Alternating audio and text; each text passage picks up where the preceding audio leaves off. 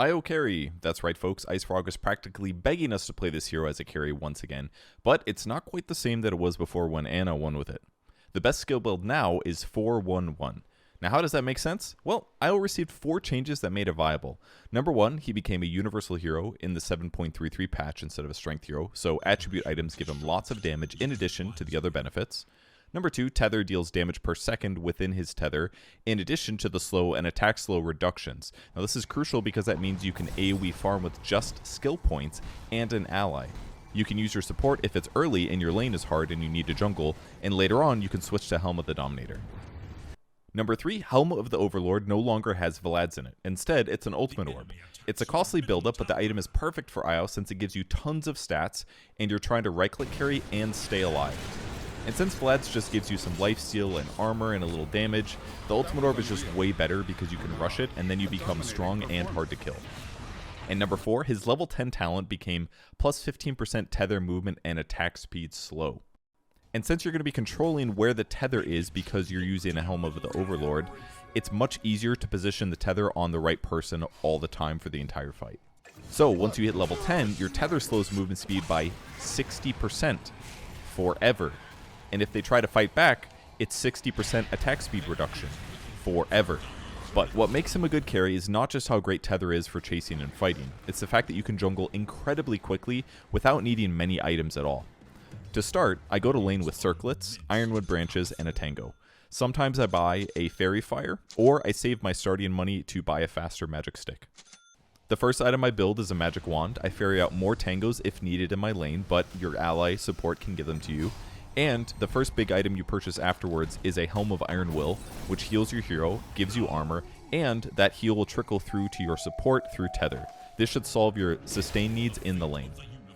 For skill build, I start with Tether, obviously. That way I can tether to my support, we can run around faster, my heals go to him.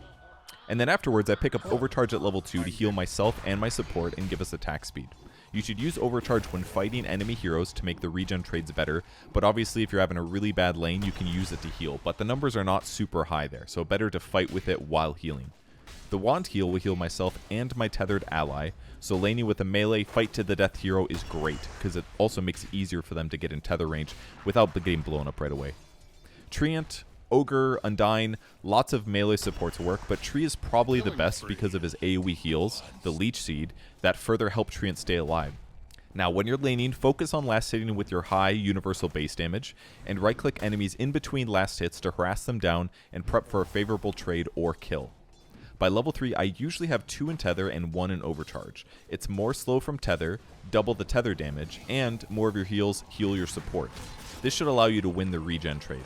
Make sure that you and your support buy lots of these cheap win the fight items. Blood grenades are great, magic sticks, fairy fires, things like that. You should be able to kill your opponent before they kill you.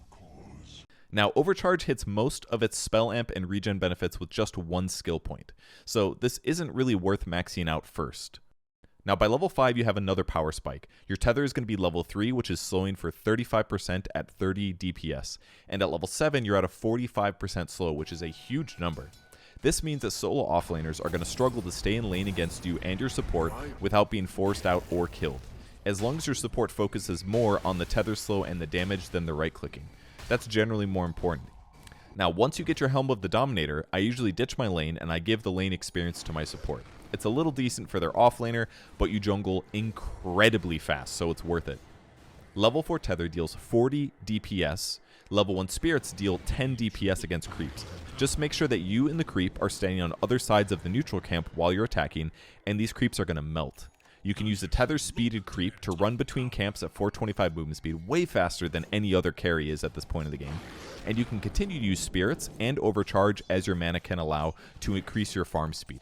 Now, very importantly, do not be afraid to do Ancient Camps. The moment that you have Helm, you can do Ancient Camps. And that's because you're slowing them by 45% attack speed with level 4 Tether. And on top of that attack speed slow, you have more than enough sustain from Helm of the Dominator and Overcharge. So you're pretty much full speed, Battle Fury level farm with a 2600 gold item. Ideally grab a creep that has a nuke so you can farm a little faster, or an Alpha Wolf who amps your very high base damage. Now here's a skill that's kind of useless, relocate. I use it sometimes to show up to fights. You can no longer bring your tethered creep with you, so it's a bit situational. But it's really good for stealing wisdom runes. Just scan and reload to get an easy boost while you're farming. If the enemy goes on you and uses all their stuns in a team fight, you could also relocate to base to heal and then wait for backup from your team when you come back 12 seconds later.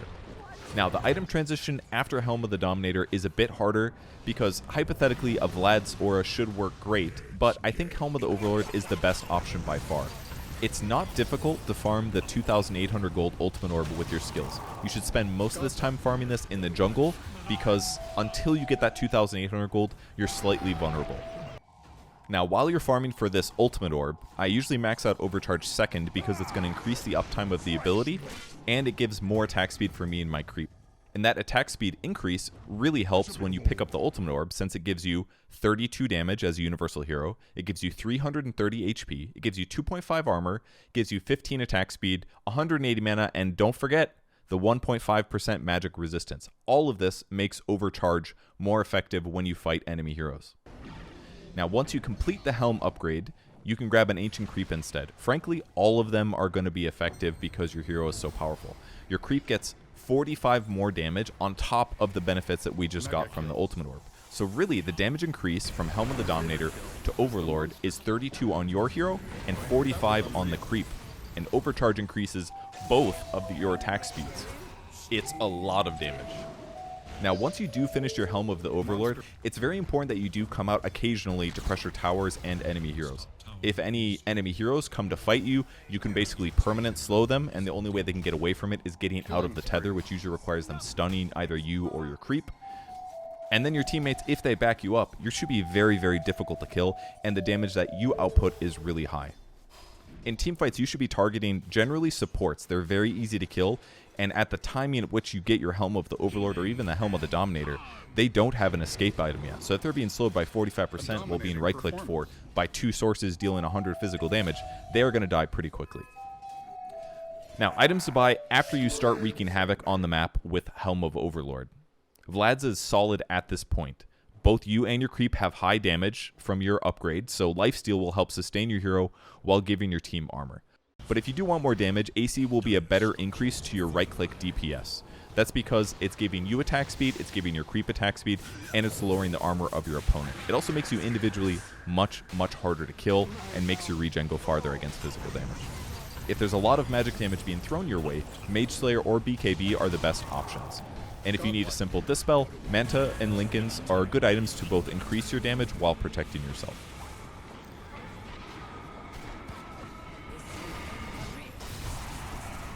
Now for talents, the right tether movement speed talent is 22.8 movement speed when tethered to your Helm creep, and the left one is 55 spirit damage. Both are decent. Movement speed is probably better unless you plan to go Ags.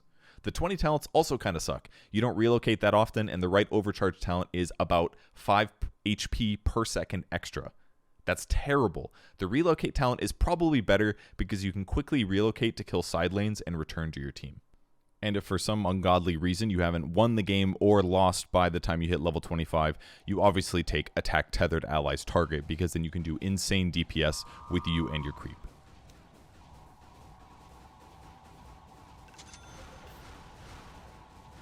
So that's my carry IO video. I hope you guys enjoyed and learned something new. Good luck microing in your pubs.